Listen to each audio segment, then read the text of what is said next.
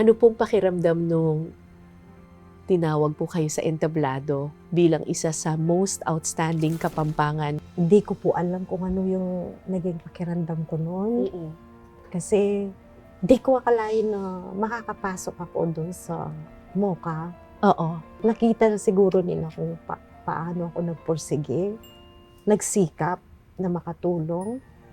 Kaya siguro, Tsaka yung mga kasama natin doon sa entablado, yung iba doon talagang sobrang, di mga doktor na sobrang grabe ang mga accomplishment, di ba? yes po Naiyak po ako noon at naalala ko yung mga kapatid ko. Alam ko, sabi ko, masayang-masaya sila sa akin. Tumatawag sila noon.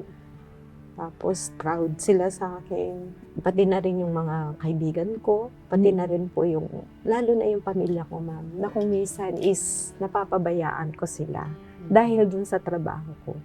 Di ko nagagampanan yung mga dapat gawin ko sa bahay. Oo. Pero dahil naiintindihan nila po ako dun sa trabaho ko na yan, na sa pagtuturo, is okay lang po sa kanila.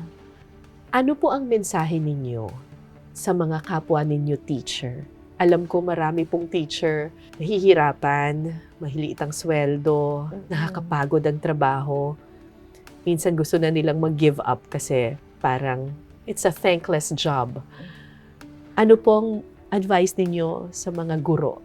Sa mga teachers na katulad ko, lalo na sa alternative learning system, at kahit saan man sila, kahit ano pa ang gawin ninyo sa araw-araw, basta ang isipin nyo lang is makatulong sa mga higit na nangangailangan at i-bless kayo ni Lord ng siksik, liglig na hindi nyo inaasahan.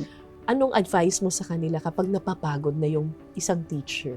Magdasal lang po sila na bibigyan pa sila ng lakas ni Lord para pagdating ng umaga is magampanan pa nila yung kanilang trabaho. At wag Bakit nilang, hindi pwedeng mag-give up? ito na yung sinumpa namin tungkulin.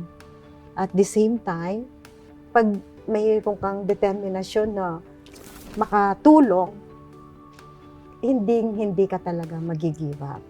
Ikaw lang ang tanging pag-asa nila. Mga guro ang tanging pag-asa nila para makatapos yung mga estudyante namin.